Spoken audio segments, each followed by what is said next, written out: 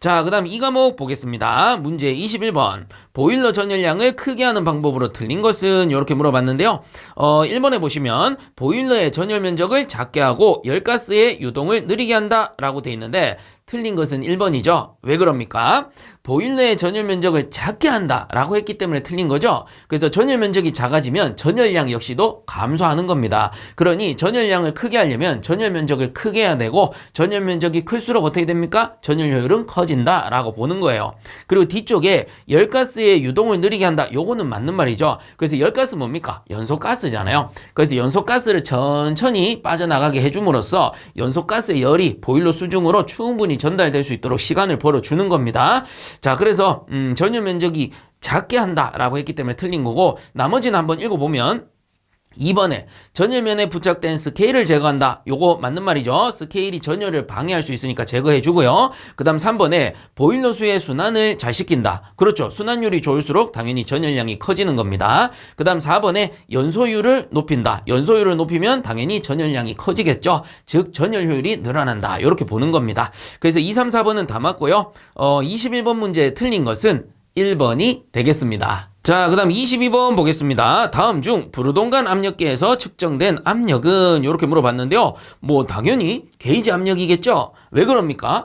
부르동간 압력계가 뭔데요? 압력 게이지잖아요. 그러니까 압력 게이지로 측정했으니까 게이지 압력. 이렇게 보시면 되는 거예요. 자, 그래서 22번 문제의 답은 2번이 되겠습니다. 자, 그 다음 23번 보겠습니다. 다음 중 SI 기본 단위에 속하지 않는 것은 이렇게 물어봤네요. 그래서 하나씩 보면요. 1번의 길이 같은 경우는 자, 길이의 단위 어떻게 됩니까? 주로 보면 미터 단위로 많이 쓰죠. 뭐 미터, 센티미터, 밀리미터 전부 길이 단위인데 어쨌든 미터로 표시했을 때 미터 하나로 어떻게 돼요? 길이라는 의미를 알 수가 있습니다. 그래서 단위 하나로 의미를 알 수 있으니까 요거는 기본 단위가 맞는 거예요. 자, 그 다음에 2번에 보니까 시간이라 돼 있는데 세크라고 표시합시다. 자, 세크라고 표시했을 때 마찬가지로 요 세크 하나로 시간이라는 의미를 가집니다. 그러면 기본 단위가 맞는 거죠. 그 다음에 세 번째 3번에 딱 보니까 열량이라 돼 있네요. 자, 그러면 열량의 기호부터 적어보면 열량의 기호를 우리가 Q라고 많이 쓰잖아요. 근데 이거는 기호이지 단위가 아닙니다. 그러면 열량의 단위를 SI 단위로 쓴다면 킬로 줄 퍼 아워 또는 뭐 줄 퍼 아워 이렇게 쓸 수 있는 겁니다. 그럼 이건 어떻게 돼요? 단위 시간당 발생 열량 이렇게 보는 거잖아요. 그러면 시간의 단위와 열의 단위가 조합이 된 거죠. 그래서 이 열량이란 거는 조합이 돼 있다 보니까 유도 단위라고 하는 겁니다. 그래서 기본 단위가 아닌 것은 3번의 열량이 되는 거예요. 그 나머지 4번 보시면은 광도라고 해서 많이 나왔죠. 요거 칸델라라고 표시를 하는데 마찬가지 칸델라 하나로 광도의 의미를 지니는 겁니다. 기본 단위인 거예요. 자, 그러므로 23번 문제에 SI 기본 단위에 속하지 않는 것은 3번이 되겠습니다. 자, 그 다음 24번. 보일러 열정산 시 측정할 필요가 없는 것은 이렇게 물어봤는데요. 자, 이거는 우리 해설 먼저 보고 문제 한번 풀어보도록 할게요. 해설에 보시면 보일러 열정산 시 측정 항목이라 해서 첫 번째 외기온도, 두 번째 연료량 및 발열량, 세 번째 급수량, 급수온도, 네 번째 연소용 공기량, 다섯 번째 발생증기량, 여섯 번째 과열증기 및 제열증기의 온도, 그 다음 일곱 번째 증기압력, 포화증기의 건조도, 여덟 번째 배기가스 온도와 압력 이렇게 나오는 겁니다. 그래서 이 보일러 열정산 시 측정해야 할 항목이라고 하면은 간단하게 정리하면 이렇게 볼 수 있어요. 물질의 양이 있겠고요. 물질의 양입니다. 그래서 기호로는 G라고 쓸 수 있는데 이 물질의 양 뭐예요? 물질의 종류는 바뀔 수 있는데 그 양을 뜻합니다. 어떤 물질이든 상관없어요. 그러면 이게 열정산 시 측정 항목이니까 측정 항목에서의 물질의 양이라면 연료량, 급수량, 뭐 연소용 공기량, 그리고 발생 증기량 이런 것들이 해당이 될 수 있겠죠. 자, 그리고 그 외에 이제 온도와 압력이 나오고요. 온도와 압력입니다. 그래서 온도는 T, 압력은 P가 될 텐데 자, 이 온도의 경우에는 방금 봤듯이 외기 온도, 그리고 급수 온도, 그리고 과열증기 온도, 제열증기 온도 이런 것들이 해당되고 배기가스 온도도 여기에 포함이 되겠죠. 그리고 압력이라 하면 뭡니까? 증기의 압력과 배기가스 압력이 포함이 될 겁니다. 그리고 그 외에도 이제 건조도가 있고 건조도 X라고 썼을 때 이 건조도는 포화증기의 건조도다 이렇게 보시면 되고 그 다음에 발열량이 있겠죠. 발열량 발열량, 기호로 쓰면은 H가 될 겁니다. 그래서 요 발열량은 당연히 연료의 발열량이 된다. 그래서 간단하게 정리하면 물질의 양, 온도, 압력, 건조도, 발열량이 측정 항목에 속하는 겁니다. 자, 그렇다면 이렇게 인식을 하고 문제로 돌아가서요. 보일러 열정산 시 측정할 필요가 없는 것은 이렇게 물어봤으니까 한번 보면 1번에 급수량 및 급수온도, 요거 양과 온도니까 측정을 해야 되죠. 1번 맞고요. 그 다음 2번에 보시면 연소용 공기의 온도, 요것도 당연히 측정해야 되죠. 온도니까. 그 다음 3번에 보시면 과열기의 전열 면적이라 돼 있는데 전열 면적은 전혀 해당 사항이 없다라는 겁니다. 그래서 틀린 거는 3번이 되겠고요. 4번에 보시면 배기가스의 압력, 배기가스의 온도와 압력 측정한다 라고 했었죠. 그래서 1, 2, 4번은 다 맞고요. 24번 문제 틀린 것은 3번이 되겠습니다. 자, 그 다음 25번 보겠습니다. 액주식 압력계의 액체로서 구비 조건이 아닌 것은 이렇게 물어봤네요.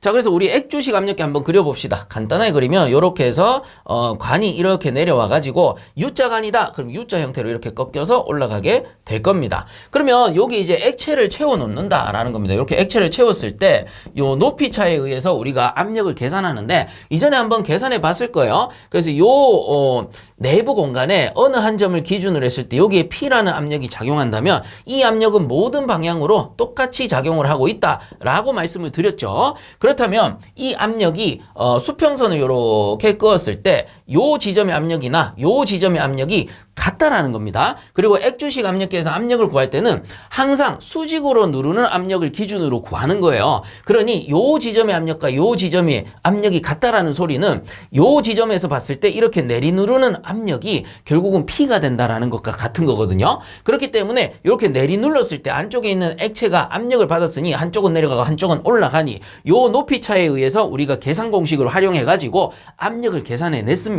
그래서 어떻게 계산했느냐? 요 내리 누르는 요 위치의 수면과 또 수평선 나란하게 껐을 때 요 위치에 있는 요 점 두 가지죠. 이 지점과 이 지점의 압력은 서로 같다라는 점을 이용해 가지고 계산 공식을 이용해서 압력을 측정해 봤었죠. 이전에 문제 푼 적이 있을 겁니다. 자, 근데 이번 문제에서 뭘 물어본 거예요? 여기 안에 들어있는 요 액체의 구비 조건으로 틀린 것을 찾아라 라는 겁니다. 그래서 이제 가장 많이 쓰는 게 수은을 많이 쓰기는 하는데 그렇구나 하시고 구비 조건을 한번 본다면 1번에 항상 액면은 수평으로 만들 것. 요거는 맞는 말입니다. 왜 그래요? 요 액체의 수면이 수평으로 나와야 정확한 높이차를 표시할 수 있겠죠. 그래서 1번은 구비 조건 맞는 거고요. 그 다음 2번에 보시면 온도 변화에 의한 밀도의 변화가 적을 것. 요것도 맞는 말입니다. 온도가 조금만 변해도 밀도가 막 변한다? 그러면 수위가 왔다 갔다 요동을 치게 될 겁니다. 그렇기 때문에 온도 변화에 의한 밀도의 변화는 작을수록 좋은 거예요. 2번도 맞고. 그 다음 3번에 보시면 화학적으로 안정적이고 휘발성 및 흡수성이 클 것 돼 있는데 자, 틀린 거는 3번이겠죠? 왜 그러냐? 화학적으로 안정적이고 요거는 맞는데요. 뒤쪽에 휘발성 및 흡수성이 클 것 이게 틀린 겁니다. 휘발성 및 흡수성은 작을수록 좋은 거예요. 그럴 수밖에 없는 게 내부에 액을 채워서 액체 상태로 이렇게 높이를 표시해 줘야 되잖아요. 근데 휘발성이 크다. 그러면 조금만 있으면 막 날아가 버리겠죠. 그 날아가 버리고 액체가 없어져 버려. 그럼 높이 표시를 못 하는 거잖아요. 그러니까 당연히 휘발성이 작아야 되고요. 흡수성도 작아야 되는 게 만약에 요 액체가 흡수성이 굉장히 좋은 액체다라고 가정한다면 주변에 수분이 있다라는 전제하에 그 수분을 요 녀석이 계속 빨아당길 겁니다. 그래서 빨아당겨 버리면 어떻게 되겠어요? 유량이 증가해 버리잖아요. 수분까지 이렇게 머금어 버렸으니까. 그럼 유량이 증가하는 만큼 액주의 높이도 이렇게 올라가 버릴 수 있는 거죠. 그러니까 수분의 흡수성이 좋으면 주변에 있는 수분을 흡수하여 액주의 높이를 변화시켜 버리기 때문에 오차가 굉장히 많이 발생할 수밖에 없어요. 그렇기 때문에 수분을 흡수하는 흡수성 이거는 작을수록 좋다라는 겁니다. 근데 쌤, 요 액주계가 있으면 굳이 주변에 수분을 우리가 갖다 놓지는 않을 거 아닙니까? 주변에 우리가 물을 붓는다던가 하지는 않을 건데 굳이 흡수성이 중요합니까? 이렇게 여쭤보실 수도 있죠. 근데 우리가 들이마시는 공기의 대부분은 뭡니까? 습공기죠? 그래서 주변에 공기만 있더라도 공기 중에 수분을 얘가 쭉 빨아당겨 버려요. 그러니까 오차가 많이 발생할 수밖에 없는 거죠. 그러니 어떻다? 휘발성과 흡수성은 작은 게 좋다라는 겁니다. 그래서 틀린 건 3번이고요. 그 다음에 4번에 보시면 모세관 현상이 적을 것. 요거는 맞는 말이겠죠. 왜 그럽니까? 이 모세관 현상이란 건 뭐예요? 액체의 표면 장력과 부착력에 의해서 좁은 틈이나 좁은 간이 있다면 쭉 빨려 올라가는 현상입니다. 그래서 빨려 올라갈 수도 있고 빨려 내려갈 수도 있는데 어쨌든 이러한 모세관 현상이 큰 액체의 경우에는 관 내부에 액을 넣으니까 빨려 올라가거나 빨려 내려가거나 지 혼자 막 왔다 갔다 할 수가 있겠죠. 그렇기 때문에 모세관 현상은 적을수록 좋다. 4번은 맞는 말인 거예요. 자, 그러므로 25번에 틀린 것은 3번이 되겠습니다. 자, 그 다음 26번 보겠습니다. 다음 보일러 자동 제어 중 증기 온도 제어는 돼 있는데, 자, 요런 건 틀리면 안 되겠죠?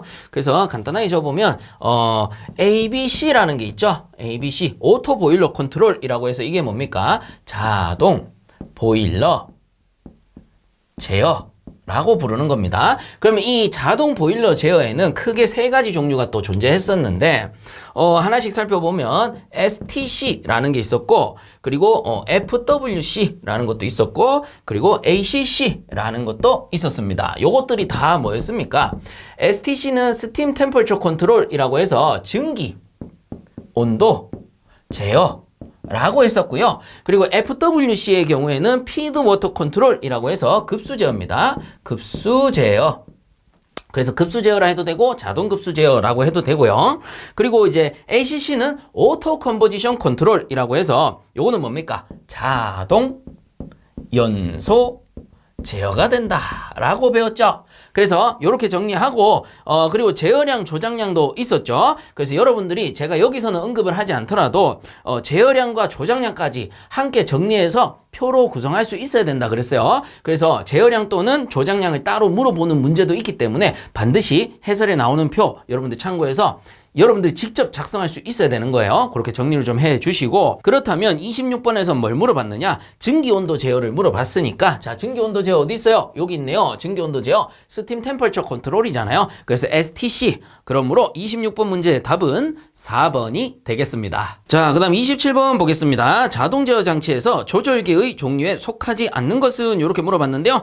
자, 이거 뭐냐면은 신호 전달 방식의 종류를 묻는 겁니다. 그래서 이 신호 전달 방식의 종류 어떻게 외웠어요? 공, 유, 전 이렇게 외웠습니다. 뭡니까? 공기압식, 그리고 유압식, 그리고 전기식 이렇게 외우셨죠? 그리고 여기서 신호전달 특성이 가장 좋은 것은 하면은 전기식이었고 가장 안 좋은 것은 하면은 공기압식이었다라고 말씀을 드렸습니다. 자, 그래서 요거 종류 꼭 알아두셔야 됩니다. 공기압식, 유압식, 전기식, 공유전, 신호전달 방식. 그래서 여기서 뭐라 나왔어요? 조절계의 종류라고 나왔는데 같은 겁니다. 자, 그러므로 1, 2, 3번은 맞고요. 틀린 것은 4번이 되겠습니다. 자, 그 다음 28번 열전대의 종류 중 환원성이 강하지만 산화의 분위기에는 약하고 가격이 저렴하며 IC 열전대라고 부르는 것은 이렇게 물어봤는데요. 답은 2번에 철 콘스탄탄이 됩니다. 그래서 철 콘스탄탄을 다르게는 IC 열전대라고 하고요. 그리고 특징으로는 환원성이 강하고 산화의 분위기는 약하고요. 그리고 가격이 저렴하다라는 거예요. 그러므로 28번 문제의 답은 2번이 되겠습니다. 자, 그 다음 29번 보겠습니다. 그림과 같은 경사관 압력계에서 P1의 압력을 나타내는 식으로 옳은 것은 이렇게 물어봤네요. 자, 제가 그림을 미리 이렇게 그려뒀는데요. 자, 이 원리 자체는 제가 앞에서 설명한 액주식 압력계의 원리와 같습니다. 액주식 압력계 한 번씩 그림 그려드리면서 제가 이 원리를 한 번씩 설명해 드리죠. 그래서 계산 방법이 똑같기 때문에 어렵게 생각하실 필요 없습니다. 그래서 조금 이해를 도와드린다면 이 앞에 있는 게 일종의 물탱크다 생각하시면 돼요. 물탱크에 이렇게 경사관을 꽂아뒀다 생각하시면 쉽습니다. 그 말은 무슨 말이냐? 자, 이쪽에서 P1으로 이렇게 누르고요. 이쪽에서는 P2로 누르는데요. P1으로 누르는 유체를 그냥 요거는 가정하는데 공기라고 가정을 해보고요. P2로 누르는 요 유체를 마찬가지 공기라고 가정을 한번 해보는 겁니다. 자, 그래서 둘 다 매질은 공기로 똑같은데 압력은 다를 수 있죠. 그래서 이쪽은 P1의 압력으로 공기가 공급되고 이쪽은 P2의 압력으로 공기가 공급되고 있다 생각을 하시면 되고, 이 물탱크 안에 있는 요 유체는 물이다 라고 가정을 하시면 되겠죠. 그래서 우리가 일상적으로 볼 수 있는 유체들로 표시하면 가장 쉽습니다.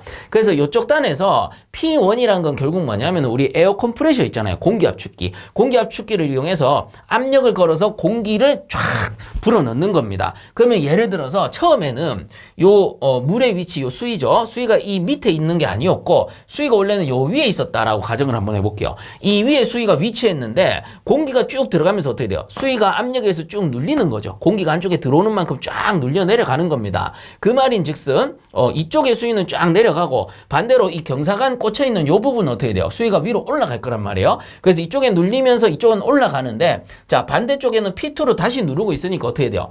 여기까지만 올라오고 넘치거나 더 올라가지는 못한다라는 겁니다. 자, 그렇기 때문에 엄밀히 따지면 이 위에 공기를 쫙 불어넣는 거예요. 불어넣으면서 수위를 낮추는 거죠. 그래서 여기서 이렇게 쭉 눌러서 요 지점까지 압력이 가해지는 겁니다. 그럼 요 지점의 압력은 우리가 뭐라고 보는 거예요? P1이다 라고 보는 거예요. 그렇다면 우리가 결과적으로 P1의 압력을 구하려면 어떻게 해야 돼요? 동일한 수면에 위치한 그 점은 항시 압력이 같다 그랬잖아요. 그 말은 무슨 말입니까?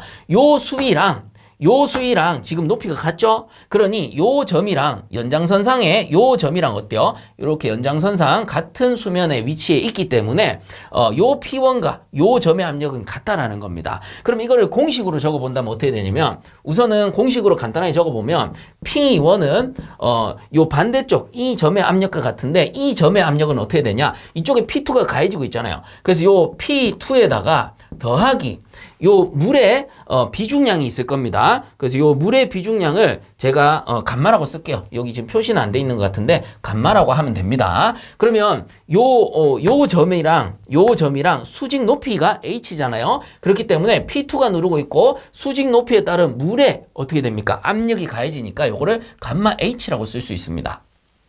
그래서 요걸 조금 더 쉽게 풀어드리자면 자 보세요. 이쪽에서 P1으로 눌렀어요. 그럼 P1으로 눌렀으니까 수면이 여기까지 떨어졌죠. 그럼 요 지점은 P1이다 이해가 가실 거예요. 근데 반대쪽으로 올라갔잖아요. 반대쪽으로 올라갔을 때 P2가 지금 요 지점까지 누르고 있는 겁니다. 그럼 예를 들어 공기가 여기서부터 공급됐다. 그러면 요 지금 삐딱한데 자 최대한 수평으로 그리고요. 요 지점에서부터 요 지점까지 압력이 가해지는 거다. 뭐가? P2의 공기가. 근데 우리가 액축의 압력 구할 때도 제가 말씀을 드렸지만 이 압력을 계산할 때는 항시 수직으로 작용하는 압력을 기준으로 보거든요. 그러니까 대각선을 누른다 해가지고 이렇게 작용하는 게 아니고요. 요 높이에서 요 지점의 높이까지 어떻게 됩니까? 사실상 이렇게 누르는 거예요. 그래서 위쪽에서 수직으로 누르고 있다라는 겁니다. 왜? 여기 압력이랑 어차피 같으니까요. 같은 위치라면 같다라는 거죠. 그래서 여기도 P2, 여기도 P2니까 여기서 수직으로 지금 누르고 있는 겁니다. 그래서 P2에다가 더하기 어떻게 돼요? 이렇게 연장선 그어보면은 요 지점의 압력에서 여기까지 또 누르는 압력이 있겠죠. 그래서 요 높이가 H라 했잖아요. 그래서 요 지점에서 여기까지의 높이가 H라 했을 때 요 물의 비중량 감마라고 했으니 요 높이만큼 누르는 압력 뭐예요? 감마 H로 구한 거다라는 겁니다. 그래서 여기서 여기까지가 P2고요. 여기서 여기까지가 감마 H라는 거예요. 그러니까 P2 더하기 감마 H로 구한 거죠. 그리고 결국 요 지점의 압력이 요것이 되니까 요 지점의 압력은 여기랑 어때요? 나란하잖아요. 그러니까 요 지점 압력은 결국 P2 더하기 감마 H가 됩니다. 그럼 요 지점 압력은 또 뭐랑 같아? P1이랑 같다라는 거죠. 그러니까 P1은 P2 더하기 감마 H가 되는 거예요. 자, 그래서 오케이 다 찾았습니다 하고 보기를 딱 보니까 어때요? 보기에 이게 없어요. 그러니까 요 좀 이제 수정할 필요가 있는 거죠. 그래서 자, 잘 보셔야 됩니다. 요 H를 또 다르게 쓸 수가 있습니다. 무슨 말입니까? 자, 여기서 연장선을 제가 대각선을 딱 그어볼게요. 그럼 이게 뭡니까? 직각삼각형이 나와요. 자, 요런 식으로 생긴 직각삼각형이 나올 겁니다. 그럼 제가 여기다가 다시 한번 그려볼게요. 직각삼각형 요걸 그대로 따옵니다. 제가 색칠 요렇게 해드리면 요 직각삼각형을 그대로 따온다면 자, 높이는 어떻게 돼요? H죠? H라는 높이를 지녔고요. 그리고 요 대각선 길이 뭐예요? L입니다. 그래서 여기서 여기까지 길이가 L이다라는 거예요. 그리고 여기서 여기까지의 길이가 H, 높이라고도 하는 거죠. 그리고 여기 이제 세타라는 각도가 있죠. 요 각도는 요 각도랑 같을 테니까. 그래서 요 각도입니다.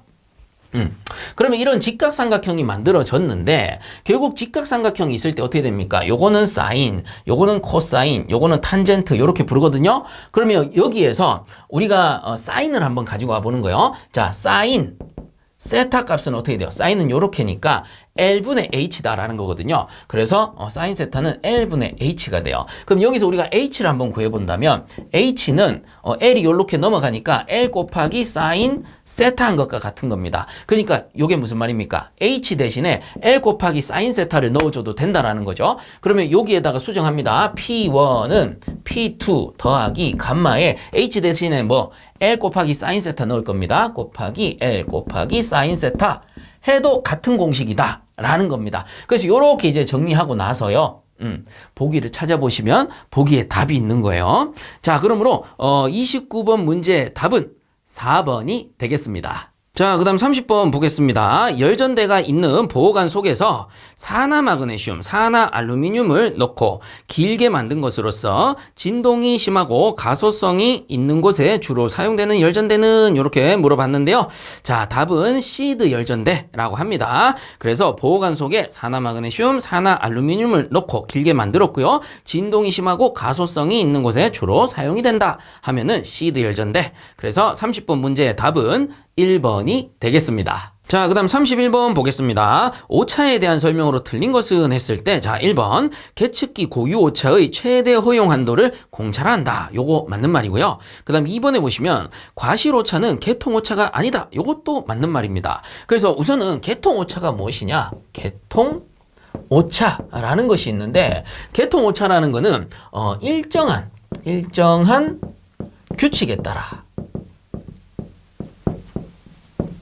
발생하는 오차입니다. 그래서 일정한 규칙에 따라 발생하는 오차를 계통 오차라 하는데, 과실 오차라는 건 뭐냐? 취급자의 과실인 거예요, 그냥. 그래서 취급자의 부주의로 발생하는 일시적인 오차를 과실 오차라 그러거든요. 그러니까 취급자가 이렇게 취급하다가 실수로, 그게 과실이잖아요. 과실에 의해서 갑자기 발생하는 게 과실 오차다 보니, 자, 계통 오차 어째요? 일정한 규칙에 따라 발생하는데 과실 오차는 어떻다? 일정한 규칙이 없는 거죠. 갑자기 이렇게 발생할 수도 있는 거예요. 그러니 과실 오차는 계통 오차가 아니다. 맞는 말이죠. 그 다음 3번에 보시면 오차는 측정값 빼기 참값이다. 이것도 맞는 말입니다. 그래서 여기서 말하는 측정값이라는 거는 예를 들어 우리가 압력 게이지가 있다. 그럼 압력 게이지로 측정한 압력이 있을 겁니다. 그 압력계에서 표시한 압력과 참값이란 건 무엇이냐? 이상적으로 말하는 실제의 값이에요. 그래서 게이지에 표시하는 압력과 실제의 값을 비교했을 때 이 차이가 커지면 오차가 크다라고 하는 거잖아요. 그래서 오차는 측정값 빼기 참값이다. 맞는 말입니다. 그럼 틀린 것은 4번이겠죠? 4번에 보시면 오차율은 참값에다가 오차를 나눈 값이다 이렇게 돼 있는데 반대입니다. 그래서 제가 적어드리면 오차율은 참값분의 이 오차가 됩니다. 오차. 그래서 곱하기 100 하게 되면 이게 퍼센트로 나오게 돼요. 그러니까 오차에다가 참값을 나눈 거죠. 그리고 3번에서 제가 뭐라 했습니까? 오차는 측정값 빼기 참값과 같다 했기 때문에, 자, 측정값 빼기 참값, 이게 뭐다? 오차다. 그리고 나누기 참값 해도 같은 결과가 나오겠죠. 측정값 빼기 참값이 오차니까. 그래서 참값분의 오차 하면은 오차율인 겁니다.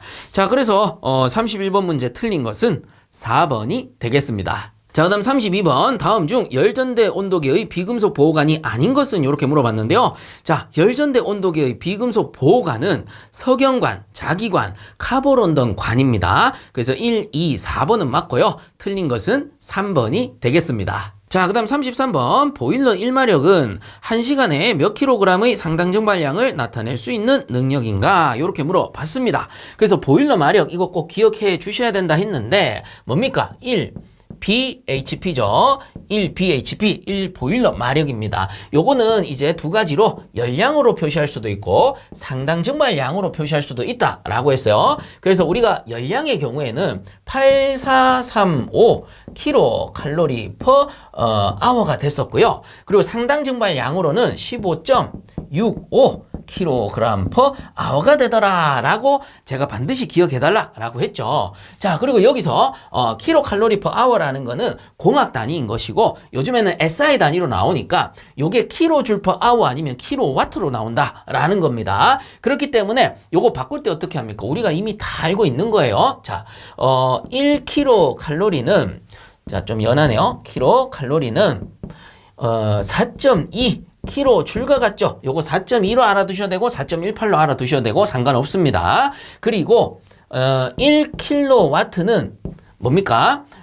860 kcal per hour와 같다라는 겁니다. 그래서 이거 이론 강의 때 다 배운 거기 때문에 어떻게 해요? 만약에 이거 kcal per hour를 kJ per hour로 바꾸고 싶다 하면은 곱하기 4.2 또는 4.18 하시면 뭐예요? kcal가 kJ로 바뀌는 거죠? 그래서 요게 kcal가 kJ로 바뀌니까 kJ per hour로 바뀌는 겁니다. 어떻게 하면 8435에 4.2를 곱하면 요걸로 바뀐다 라고 보시면 돼요. 그리고 만약에 kW로 바꾸겠습니다 하면은 kcal per hour니까 나누기 860 10 하면 어떻게 됩니까? 요게 킬로칼로리 per hour 들어가면서 이렇게 지워지고 뭘로 바뀌어요? 킬로와트로 바뀌는 겁니다. 와트로 바꾸고 싶습니다. 킬로와트 바꿔서 1000 곱하면 되겠죠. 자, 이런 식으로 여러분들이 단위에 많이 익숙해지셔야 됩니다. 그렇기 때문에 단위 환산을 항시 문제 풀면서 연습해 보셔라 라고 하죠. 그래서 자유자재로 킬로칼로리를 킬로줄로도 바꿀 줄 알아야 되고 킬로칼로리를 킬로와트로도 바꿀 줄 알아야 되고 이렇게 하다 보면 문제에서 어떠한 변수를 주더라도 단위만 보면서 어느 정도 찾아 나갈 수 있고 유도를 해낼 수가 있다라는 겁니다.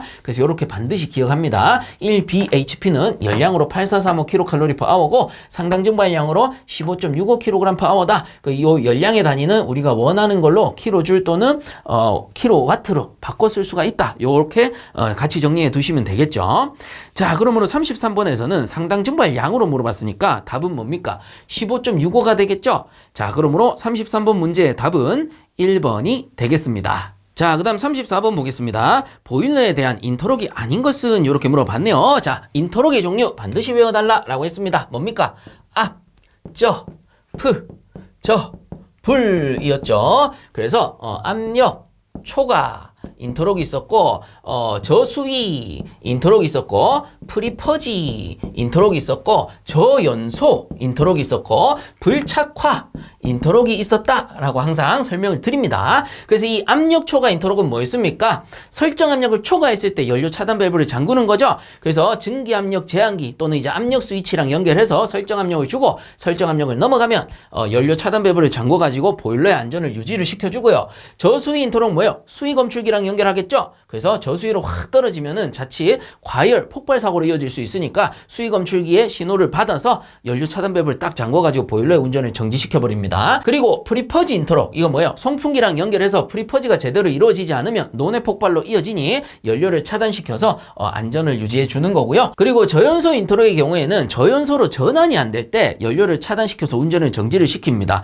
이때 저연소라는 게 뭡니까? 착화 버너인 파일로트 버너에 점화를 시키는 거죠. 그래서 우리가 뭐 소형 보일러의 경우에는 그냥 버너 한 대로 운전을 하는데 대형 보일러의 경우에는 그 주 버너에서 분사되는 유량이 굉장히 크기 때문에 단순히 스파크만 튀어서는 불이 안 붙는다라는 겁니다. 그래서 착화 버너라고 해서 파일로트 버너를 별도로 설치하죠. 그래서 착화 버너를 먼저 연소를 시킴으로써 불씨를 만드는 겁니다. 그 후에 주 버너에 연료를 쫙 공급을 하면서 한 번에 이렇게 착화를 시킴으로써 고연소로 넘어가는 건데 애초에 저연소가 제대로 이루어지지 않았어요. 그러니까 착화 버너에 불이 제대로 붙지 않으면은 고연소로 넘어갈 수가 없잖아요. 넘어가도 안 되고 연료가 분무되면 그게 전부 미연소분이 될 테니까. 그러니 착화 버너에 불이 제대로 붙었는지 제대로 붙지 않았는지 감시해가지고 착화 버너에 불이 제대로 붙지 않았다. 그게 저연소로 전환이 안 됐다는 뜻이죠. 그러면은 연료를 차단을 시켜버립니다. 그래서 요거는 연료 조절 밸브랑 연결을 하는 거예요. 그리고 불착화 인터록 같은 경우에는 화형 검출 장치랑 연결하죠. 화형 검출 장치랑 연결해서 우리가 연소 시에 실화가 발생하거나 혹은 불착화가 일어났을 때 제대로 착화되지 않았을 때 그 상태로 연료가 들어가 버리면은 미연분이 되고 추후에 논의 폭발로 이어질 수 있으니 화형 검출 장치랑 연결해서 이게 불이 꺼진다거나 아니면 착화가 제대로 이루어지지 않으면 신호를 연료 차단 밸브로 보내가지고 연료를 탁 차단시킴으로써 운전을 정지하고 안전을 유지시켜주는 장치가 되는 거죠. 그래서 종류, 앞접, 푸접을 여러분들 꼭 기억합니다. 압력 초과 인터록, 그 저수 인터록, 프리퍼지 인터록, 저연소 인터록, 불착화 인터록이 있겠더라. 자, 그렇다면 34번에 인터록에 해당되지 않는 것은 이렇게 물어봤으니까 틀린 거는 2번에 온도 초과 인터록, 이런 거는 없더라 라는 거죠. 그러므로 34번 문제의 답은 2번이 되겠습니다. 자, 그 다음 35번 보겠습니다. 미량 성분의 양을 표시하는 단위인 ppm은 이렇게 물어봤는데요. 자, ppm 뭐였습니까? 100만 분율이라고 했잖아요. 그래서 답은 3번에 100만 분의 1 단위가 될 텐데, 자, 여기서 한번 표시를 해보자면, 자, ppm이란 거는 용액 1kg 중 용질 1mg으로서 단위로는 미리그램 퍼 킬로그램 또는 그램 퍼 톤의 중량을 말하며 이때가 100만 분율이 된다라는 겁니다. 자, 그래서 이게 어떤 의미를 가져요? 예를 들어 어떤 수조가 있다. 여기 안에 물을 채웠습니다. 물인데 물이 1kg 들었어요. 그럼 여기에다가 제가 소금 알갱이를 탁 뿌렸습니다. 이 소금이 어느 정도 들어갔느냐? 1mg 정도 소금이 녹아 들어갔다 라고 한다면 그 상태가 뭐예요? 이 상태를 우리는 1ppm이다 라고 표현을 하는 겁니다. 근데 이게 왜 100만 분율입니까? 이전에도 설명드렸듯이 1kg은 10의 6승 mg과 같다라는 것이죠. 그렇기 때문에 단위를 보는 거예요. 단위를 봤을 때 때 ppm이라는 거는 미리그램 per 킬로그램이잖아요. 그럼 요 관계를 요 단위로 바꿔본다면 자 10의 6승 미리그램과 1kg은 같다라는 겁니다. 그래서 관계가 요대로 나타내면 그렇다라는 거죠. 그렇다면 우리가 요거를 ppm으로 바꾸면 1ppm은 1mg per kg으로 바뀌어야 되잖아요. 그러니까 요 킬로그램이 뭐예요? 물 1kg이다라는 거죠. 그럼 물 1kg일 때 미리그램도 어떻게 돼요?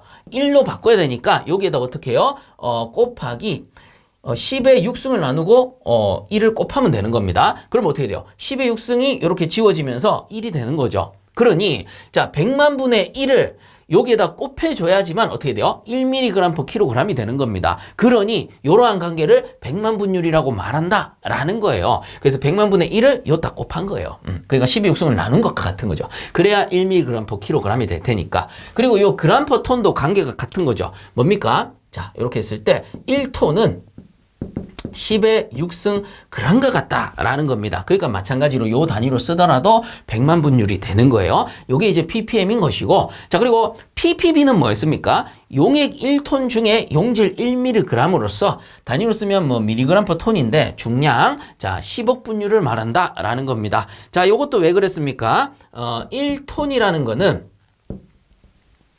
여기 이제 미리그램으로 쓰면은 10억입니다. 10억 미리그램과 같다. 그러니까 당연히 10억 분율 했을 때 1ppm이 나오겠죠.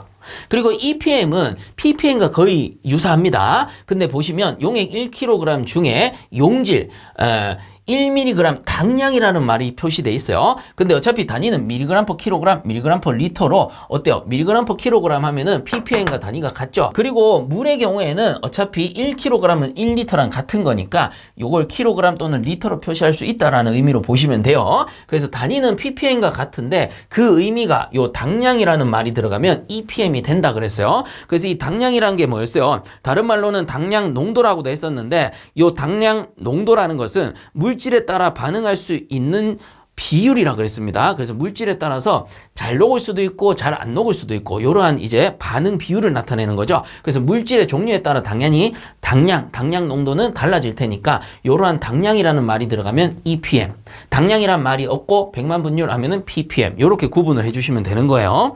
자, 그러므로 어쨌든 35번에서 ppm은 이렇게 물었기 때문에 100만 분율 해서 답은 3번에 100만 분의 1의 단위다 라는 겁니다. 자, 그 다음 36번 보겠습니다. 물탱크에서 H는 10m 돼 있는데요. 자, 요 H는 물탱크의 높이를 뜻합니다. 그래서 높이가 10m이고 오리피스의 지름이 5cm일 때 오리피스의 유량은 약 몇 미터 3승/s인가 이렇게 물어봤습니다. 그래서 조건 적어보면 H 높이가 자, 요 H가 지금 10m라고 줬고요. 그리고 지름 D가 5cm입니다. 구하고 싶은 게 유량 Q입니다. Q가 몇 미터 3승/s입니까? 라고 물어본 거죠. 그래서 이 유량의 단위를 딱 보니까 뭡니까? 최적 유량이잖아요. 그래서 공식은 Q는 AV, 요게 최종 유량이죠. 그래서 A가 면적, 미터의 자승, V가 유속, 미터/s니까 두 개 곱하면 어떻게 되냐? 미터 3승/s가 되더라 라는 겁니다.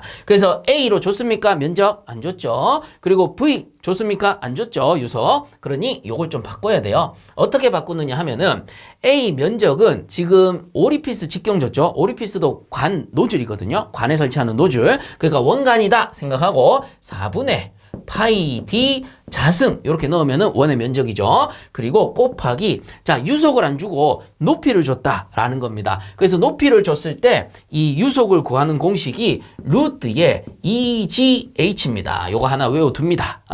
그래서 요렇게 하면은 요게 원의 면적이니까 미터의 자승 나오고요. 그리고 곱하기 요게 미터/sec 유속이 나오는 겁니다. 그래서 요거 우리 4분의 파이 D 자승은 원의 면적이라 해서 앞에서 제가 많이 설명을 드렸는데 요 루트의 EGH 요거는 조금 이제 유체역학 하신 분들은 굉장히 자주 보기 때문에 저는 알죠 할 수도 있는데 처음 보시는 분들도 있을 수 있기 때문에 요거 한번 설명을 드리면 자 요 루트 EGH인데요. 우리가 속도수도 구하는 공식이 있어요. H는 EG분의 V 자승이라는 속도수도 구하는 공식이 있습니다. 이때 V가 유속이거든요. 그래서 V의 제곱이니까 미터 퍼 세컨드 제곱 이렇게 붙여요. 단위 환산하는 겁니다. 이 2는 상수니까 놔두고 G는 지구의 중력 가속도 단위를 쓰게 되면 미터 퍼 세크의 자승이 되는 거예요. 그러면 세크 자승 날라가고요. 미터 한 개 날라가니까 한 개 되겠죠. 그러니까 요 H의 단위는 미터가 나오는데 이게 속도 수두잖아요. 그렇기 때문에 미터 H2가 되는 겁니다. 엄밀히 따지면 단위로 쓰면. 근데 통상적으로 H2는 빼고 미터라고 많이 쓰죠. 그래서 물을 몇 미터나 올릴 수 있는 압력이냐라고 해서 속도수두라고 부르는 겁니다. 압력의 단위인 거예요. 미터 H2O라고 해서. 자, 그렇다면 요거를 이제 생략하고 미터로 쓴다라고 봤을 때 요 H가 높이입니다. 높이. 미터로 볼 수 있는 거예요. 그러면 요 공식에서 제가 V를 계산을 한번 해볼게요. 그래서 단위는 요거는 좀 지워버리고 그 상태에서 V를 계산하면 어떻게 되냐? V제곱 남기고 요거 올리면 되죠. 그래서 V제곱은 2GH가 되는데 여기에 제곱이 다시 넘어가면 루트가 씌워지는 겁니다. 그러니 유속은 어떻게 돼요? 2GH가 되는 거예요. 이것도 단위 환산하면 돼요. G는 미터 퍼 세크의 자승이고 자 H는 미터잖아요. 그러니까 두 개 곱하면 미터의 제곱이 되겠죠. 그러니까 여기에다가 루트 씌웠어요. 루트 씌우면 뭐가 돼요? 미터 퍼 세크라는 유속이 나오는 겁니다. 그래서 루트 2GH 하면은 미터 퍼 세크로 나오는구나. 이렇게 알아두시면 되겠죠. 자, 그래서 필요 없는 건 지우고요. 자, 그래서 공식 한번 더 적어보면 유량 Q는 이번 문제에서는 4분의 파이 D 자승 곱하기 루트 2GH로 푸시면 된다라는 겁니다. 그래서 그대로 넣습니다. 4분의 파이에 곱하기 D가 지금 센티미터인데 뭐예요? 미터 자승 나오려면 미터로 넣어야 되죠. 그래서 요게 5cm니까 100을 나누면 하나, 둘 하면 점 여기 찍히죠? 0.05가 됩니다. 그래서 0.05의 제곱에 곱하기 루트에 2 곱하기 지구의 중력 가속도 9.8이고요. 곱하기 높이 10m로 줬네요. 그래서 10으로 넣으시면 되는 겁니다. 이렇게 하면 이제 결과값이 나오는 거예요. 그래서 계산 딱 해보시면 0.02748 이렇게 나오네요. 그래서 이 녀석이 미터의 자승 곱하기 요게 미터 퍼 세크가 되니 단위는 어떻게 된다? 요게 미터 3승 퍼 세크가 나오더라 라는 겁니다. 그래서 요게 유량이 되는 거겠죠. 자, 그러므로 36번 문제의 답은 1번이 되겠습니다. 자, 그 다음 37번 보겠습니다. 다음 중 광학적 성질을 이용한 가스 분석법은 이렇게 물어봤는데요. 자, 여기서 말하는 광학적 성질이 무엇이냐? 광학적 할 때 광자가 빛광자입니다. 그럼 뭐겠어요? 빛의 성질을 이용한다 라는 겁니다. 그래서 빛의 성질 뭐겠습니까? 파장에 따라서 적외선, 자외선, 가시광선 이런 것들이 나오겠죠. 그래서 적외선, 자외선, 가시광선 이런 것들을 이용하면 광학적 성질을 이용한 겁니다. 그럼 답은 뭐예요? 이번에 보니까 적외선 이렇게 돼 있죠. 그래서 적외선 흡수법이 광학적 성질을 이용한 가스 분석법이 되는 거예요. 그러므로 37번 문제의 답은 2번이 되겠습니다. 자, 그 다음 38번 보겠습니다. 보일러의 자동 제어에서 제어량의 대상이 아닌 것은 돼 있네요. 자, 그래서 앞에서 말씀드렸듯이 보일러 자동 제어, 오토 보일러 컨트롤, 요게 이제 종류도 알아야 되지만 제어량과 조작량도 알아두셔야 된다라고 했죠. 그래서 표로서 정리하면 A, B, C, 요게 뭐예요? 자동 보일러 제어가 된다.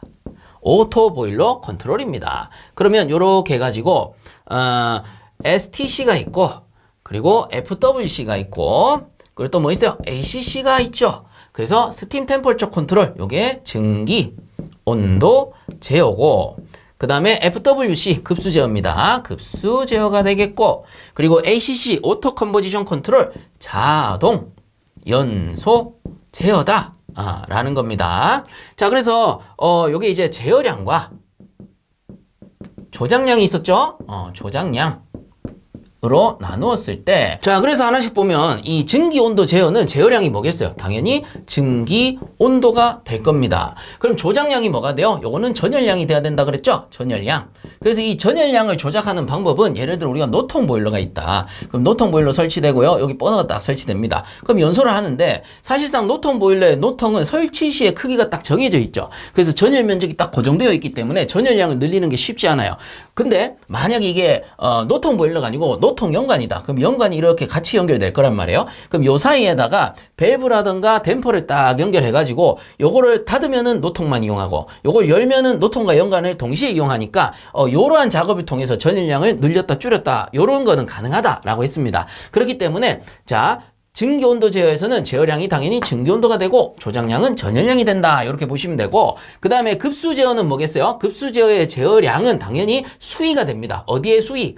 보일러 수위죠. 보일러 수위를 제어해 줘야 돼요. 그럼 보일러 수위와 가장 관련 있는 게 뭐예요? 당연히 이 급수량이 되겠죠. 그래서 급수량을 조작을 해줘야 된다라고 보시면 되고 그 다음에 오토 컴포지션 컨트롤 자동 연소 제어는 또 두 가지로 나뉘는데 제어량이 뭡니까? 증기 압력과 그리고 노내 압력으로 나뉘어지는 겁니다. 이때 증기 압력을 제어하기 위해서는 조작량이 연료량과 공기량이었어요. 공기량이었다. 그리고 노내 압력을 제어하기 위한 조작량은 뭐였습니까? 연소 가스량이죠. 가스량이 된다라고 했습니다. 자, 그 왜 그러냐? 우리가 보일러가 이렇게 있다 하면은 연소실이 있고요. 버너가 딱 설치되어 있습니다. 그러면 여기 물이 들어있고 이때 증기 압력이란 거는 발생 증기 압력을 얘기합니다. 그래서 발생된 증기 압력을 얘기하는 거기 때문에 발생 증기량을 늘리면 어떻게 돼요? 증기 압력이 당연히 올라가겠죠. 그래서 연료량과 공기량을 늘려서 연소량을 높여버리면 발생 증기 팔팔팔팔 끓으니까 증기량이 늘어나면서 압력이 높아지고 줄이면 또 줄어드는 겁니다. 자, 그리고 노내 압력은 무엇과 관련 있느냐? 버너가 이렇게 연소하고 있으면 노내 압력이라면 요거잖아요. 요거 노통 내부의 압력을 뜻하거든요. 그래서 이 노통 내부의 압력은 오롯이 안쪽에 발생되는 연소 가스의 량과 관련이 있는 거죠. 그래서 노통 내부에 발생하는 연소가스량이 늘어나면 압력이 늘어날 거고 줄어들면 압력이 줄어든다라는 겁니다. 그렇기 때문에 노내 압력은 연소가스량과 직접적인 관련이 있고 증기 압력은 연료량, 공기량과 관련이 있다. 이렇게 알아두셔라 라고 말씀을 드렸죠. 그래서 이러한 내용 표죠. 요 표를 제가 이렇게 판서해 드리지 않고 그리고 책을 보지 않더라도 여러분들이 연습장 딱 펴놓고 요 표 하나 정도는 그릴 수 있을 정도로 연습을 해 두셔야 됩니다. 그래야지 해당 문제와 같은 문제 꽤나 자주 나오거든요. 그래서 보시면은 보일러의 자동 제어에서 제어량의 대상이 아닌 것은 했잖아요. 그럼 제어량 딱 찾아보면은 1번에 증기 압력 여기 있습니다. 그리고 보일러 수위 여기 있습니다. 그리고 증기 온도 어디 있어요? 증기 온도 위쪽에 있습니다. 그리고 4번에 보니까 급수 온도 있어요, 없어요? 없다라는 겁니다. 자, 그래서 38번 문제에 틀린 것은 4번이 되겠습니다. 자, 그 다음 39번 보겠습니다. 다음 중 보일러 열정산을 하는 목적으로 가장 거리가 먼 것은 이렇게 물어봤는데요. 1번에 보시면 연료의 성분을 알 수 있다? 자, 틀린 거는 1번이죠. 그래서 요거는 관계가 없습니다. 보일러 열정산 하는 목적은 보일러의 열 성능을 파악하고 손실 정도를 파악하기 위해서 하는 거예요. 보일러 효율이 좋냐 나쁘냐, 뭐 이게 열의 종류가 이별이냐 출혈이냐, 뭐 손실이 어느 정도냐 이런 걸 파악하기 위해서 하는 거지 연료 성분을 알기 위해서 한다? 이거 말이 안 되는 거죠. 그래서 틀린 거는 1번이고요. 나머지 한번 읽어보면 2번에 열의 행방을 파악할 수 있다. 그래서 이게 열이 이별인지 출혈인지 아니면 손실열인지 파악할 수 있죠. 2번 맞고요. 그 다음 3번에 열설비 성능을 파악할 수 있다. 효율이 좋냐 안 좋냐 이런 것도 파악할 수 있는 거죠. 3번 맞고. 그럼 4번에 열의 손실을 파악하여 조업 방법을 개선할 수 있다. 그래서 어떻게 운전했을 때 효율이 높은가 이런 것들을 파악해서 개선할 수 있는 거죠. 그래서 2, 3, 4번은 맞고요. 1번은 관계가 없다. 이렇게 보시면 돼요. 그러므로 39번 문제에 틀린 것은 1번이 되겠습니다. 자, 그 다음 40번 보겠습니다. 액면계의 특징에 대한 설명으로 옳지 않은 것은 이렇게 물어봤는데요. 자, 1번에 보시면 방사선식 액면계는 밀폐 고압 탱크나 부식성 탱크의 액면 측정에 용이하다. 요거 맞는 말입니다. 그래서 말 그대로 방사선식이기 때문에 밀폐되어 있는 탱크든 뭐 부식성 탱크든 상관없다라는 겁니다. 그 다음 2번에 보시면 부자식 액면계는 초대형 지하 탱크의 액면을 측정하기에 적합하다. 요것도 맞아요. 그래서 유량이 많은 곳에서도 측정이 가능해요. 그 다음 3번에 보시면 방막식 액면계는 저압 밀폐 탱크와 고농도 액체 저장 탱크의 액면 측정에 용이하다 돼 있는데 자, 틀린 거는 3번입니다. 요거 이전에 풀어봤던 문제 중에 액면계의 종류 중 맞는 것은 틀린 것은 해서 틀린 것으로 뭡니까? 방막식이 나온 적이 있어요. 그 말은 무슨 말입니까? 방막식이라는 거는 액면계로서는 사용이 안 된다라는 거고 주로 보면은 압력 측정용 혹은 유량계로서 많이 사용돼요. 그래서 틀린 것은 3번이고요. 나머지 4번 한번 읽어보면 유리관식 액면계는 지상 탱크에 적합하며 직접적인 자동 제어가 불가능하다. 요것도 맞는 말입니다. 그래서 말 그대로 유리관, 노출된 유리관이니까 지하 탱크엔 어렵고요. 그리고 이제 자동 제어가 좀 어렵다. 이렇게 보시면 돼요. 그래서 4번 맞는 말이니까 참고적으로 보시고 40번 문제 틀린 것은 3번이 되겠습니다.